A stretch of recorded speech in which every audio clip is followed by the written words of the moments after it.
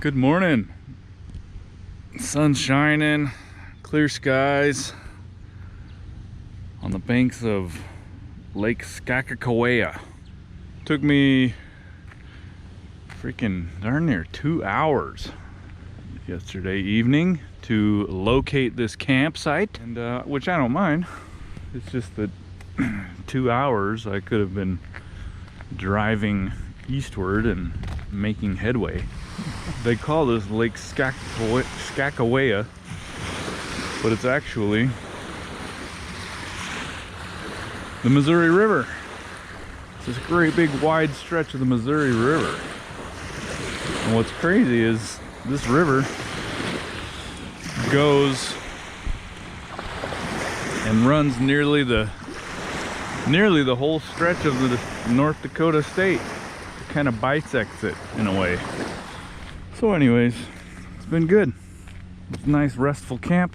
Mosquitoes were crazy, but thankfully I brought with me a head net hat, my bucket hat, the built-in head net. Otherwise, I'd have been hating it for sure. Anyway, aside from the smell of fish processing stations nearby, fortunately only that scent only wafted through occasionally, and there's a oil production facility right up there. Other than that, it's a pretty pleasant evening, although I really didn't hit the pillow until about midnight. So anyway, I'll wrap this thing up and get underway.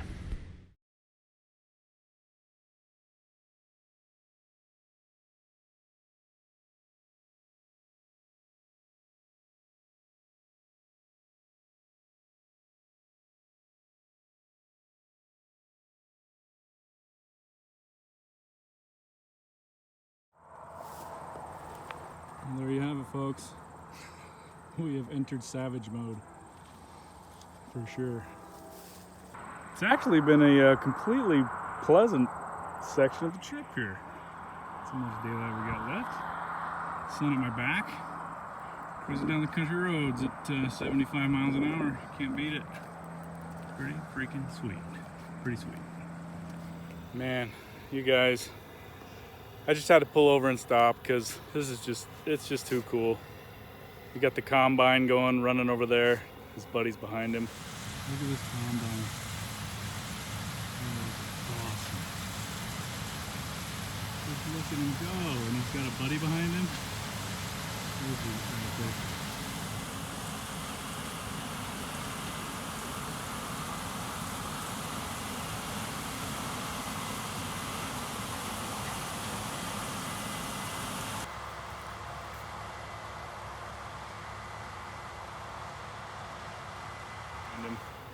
I'm out here in North Dakota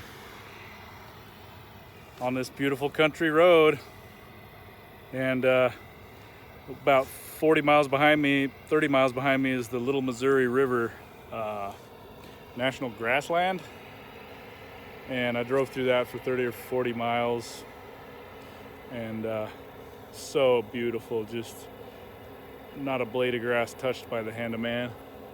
No trees, very few trees, but just wild grasslands, and it's so neat to appreciate. But it probably has to do with the timing of the day, the setting sun, but just as I roll through the country here, it's just around every corner. It's like, I know it's just country, but it definitely surprised me quite a bit at how just beautiful and glorious it is. You got all these giant hay bales kind of lining the roadsides. The power lines up there leave a little to be desired, but they haven't been there most of the time. But it's just so cool. You got little farmlands, and it's so pretty out here. Perfect time of day. And it's really neat cruising through areas where there's all old farms and old farm equipment, because each and every one of those pieces of equipment, really, I was thinking about, is like each one of them was a treasure, you know, to the farmer who saved up his money and worked hard and earned it. And many of these things are being preserved out in the fields to be relics. And some of them are just rusting away, but you know, it's just like rolling through a treasure land, really. And I'm sure that piece of equipment right there is highly treasured by its owner. But anyways, the sun's about to set, and I just wanted to say that North Dakota and eastern Montana definitely surprised me with all of its winding roads and hills and rivers. It's quite impressive, so I'm not disappointed in the least.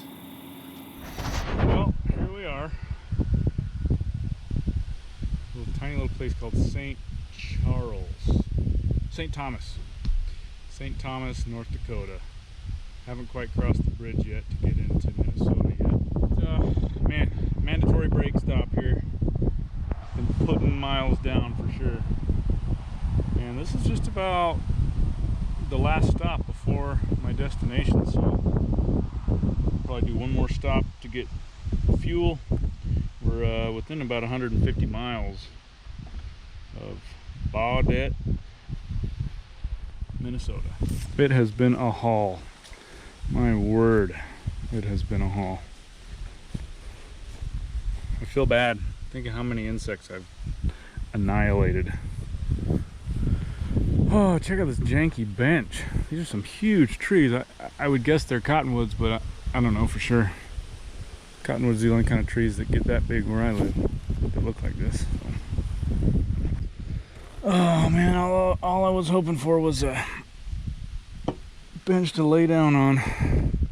Take a 15-minute break. Oh yeah, look, definitely a cottonwood tree.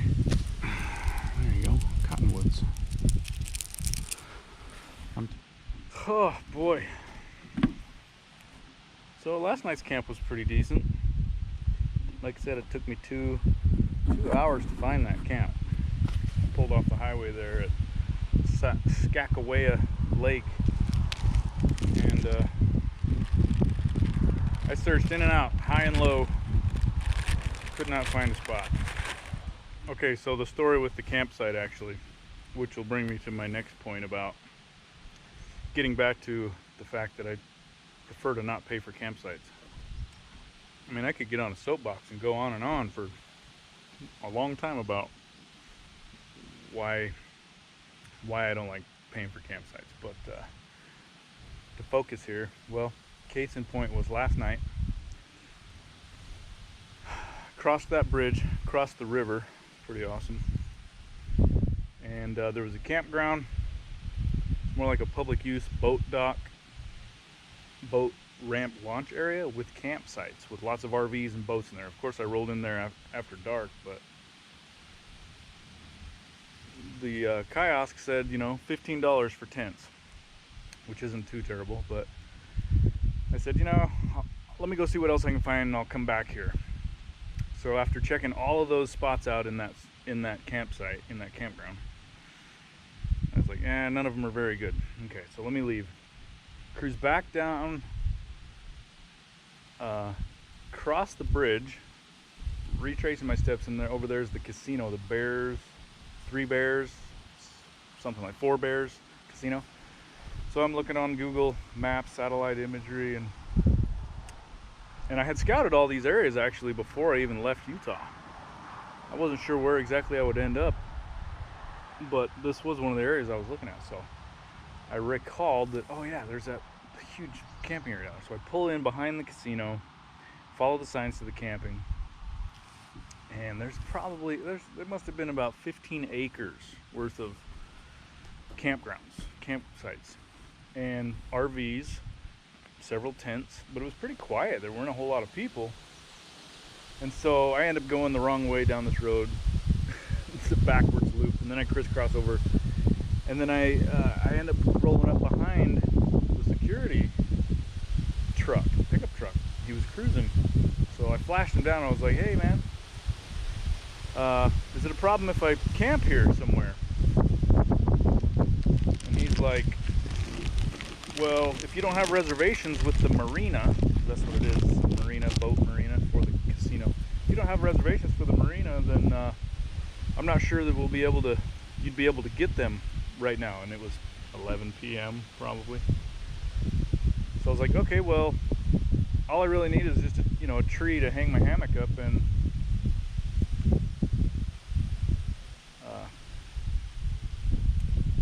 hang my hammock off my bike. So I'm like, is there anywhere near here, or could I do that in this place here? There were tons of open spaces.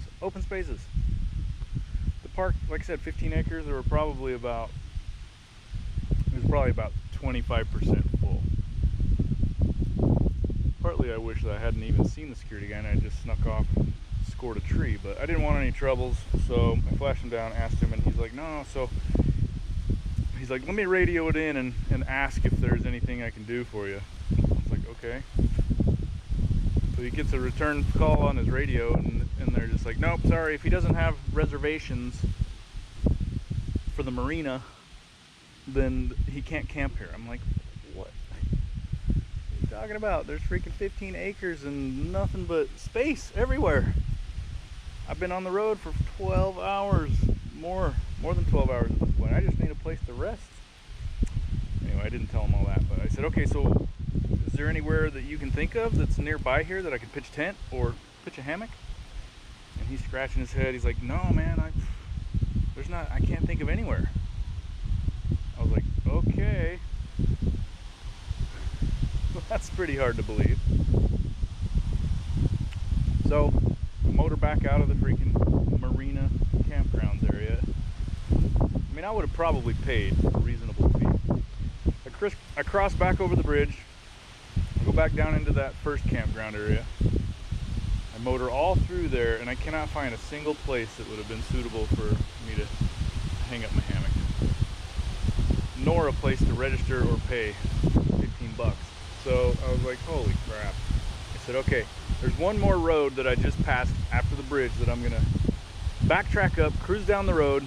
It'll run me along the river, and I'll check it out. So I get up there 5 miles down. I'm like, there's no way. There was one potential spot, but fences, private property. It was like an old abandoned house overlooking that river from about 300 feet up over the river. It was really a cool spot, but no good. So I backtracked down. I was like, damn it, that's it. I'm just gonna hit the highway and keep heading east. It's freaking 11 o'clock at night by now, you know.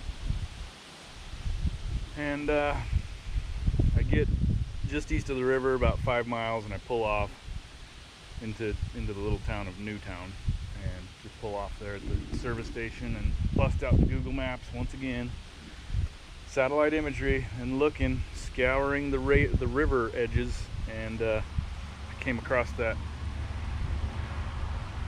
marina, that boat ramp area. It was like 7 or 8 miles away, so that was it. Cruised over there, hopeful that it wouldn't be a bust, and sure enough, got there, headed down a dirt road to get there. It's pretty cool. And scouted the whole area, probably a freaking 5-6 acre area. Found the perfect spot, and settled in. Saved myself 15 bucks, and had a nice, peaceful, relaxing evening to sleep, with the exception of the guy who literally took an hour, maybe an hour and a half, to get his boat at midnight, to get his boat on his trailer and on his truck and out of the water.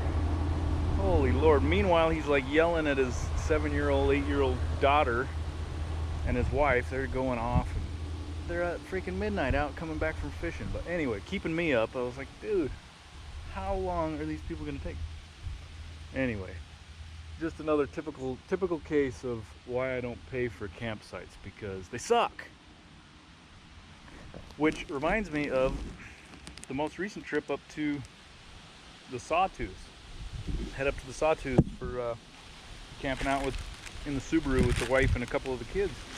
Get up there with the intent of scoring a campsite along the river, a free one. My friend told me about. He had just been in that area.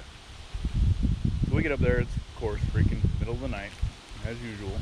And the plan was, because we brought our kayaks, we were going to camp out down there by the river at a free spot, and then in the morning we'd wake up. That's why I went there on Thursday night, for this very purpose. Otherwise I'd have just left Friday or Saturday. Get up Friday morning. No, I take this back. Get up Sunday morning when all the campers are supposed to be leaving to go home, and go and score a nice campsite. Well, wake up. The reason I wanted a nice campsite is because I brought my boats. So I wanted to be able to beach my boat right there at the campsite, or nearby it, on the lake, Redfish Lake. And so I leave all the camp set up. We go and recon this area, and we go up there, and there were 3 or 4 campgrounds in the whole area. We go in there, and every single one of them is full. Every single campground is full. So we roll up to the first campground host, and I'm like, hey man, what, any chance somebody's pulling out of here? And he said, I had two vacancies. One of them a guy just took, and the other one the lady showed up here. She showed up at my doorstep at 5 a.m. to get into a campsite, and it just opened up. By now it's like 9 a.m. She'd been there, what, 4 hours waiting for a campsite? I'm like, okay, well that's cool. Let me just go cruise through here, because I've never been here before. We go cruising through there, and it's one of these campgrounds with like 100 sites, and every one of them was loaded with, a full-size fifth wheel trailer, pickup truck, awnings, gazebos, camp chairs, bicycles, everywhere. And some of these campsites had 2 of those, 2 RV fifth wheels. We go through there 100 campsites through the loop, and all you could see was people packed everywhere. People on top of each other. I mean, some of these campsites had freaking literally 20 to 30 camp chairs set up right on the little patio area. It's like, oh my God, when I leave to go to the woods, that's the last thing I want to do is go. I mean, all these people, they bring their entire home lifestyle onto the road with them. And I get it, they're there trying to enjoy the outdoors, and maybe they're going to go on a hike or whatever. But the last thing I want to do is stay in a campsite where everywhere I look, I literally see more people than I do in my neighborhood. Totally defeats the purpose of my intent for camping and getting into the outdoors. So that's my ranting about why I don't pay for campsites, because they suck, and that's where all the other people go. So I don't pay for campsites, but I hope that you do, and I hope that you go and you find yourself some nice, enjoyable campgrounds to go and occupy. So anyways, next stop, Baudette, Minnesota. Rolling into the hotel. Can't wait. It's gonna be nice. It's 2:30 right now. Planning to get in there by 5. Well, dudes, that is it. The last fuel stop here in Roseau, Minnesota, home of Polaris snowmobiles and side-by-sides. Oh, I got about an hour left. I'm gonna cruise through War Road and make it right into Baudette. So next stop, rolling into the hotel in about an hour. Here we go.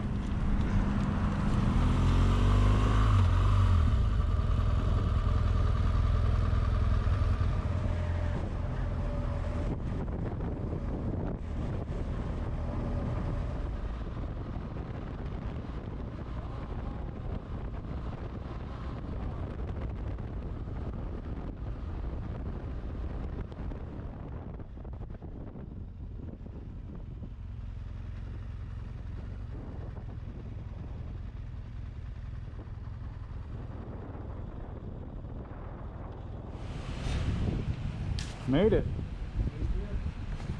Let's see how many miles this shit was. 1,335. Nice. 0.7. Here we are, American by Wyndham in Baudette, Minnesota. There's my counterpart right there, Chris. Say hi, Chris. So So anyway, it's hard to believe that much shit came off of that bike. Pretty freaking messy. Pretty messy too, needs a wash. But that's a wrap. That's it for this trip. It's been a hell of a ride. Laters.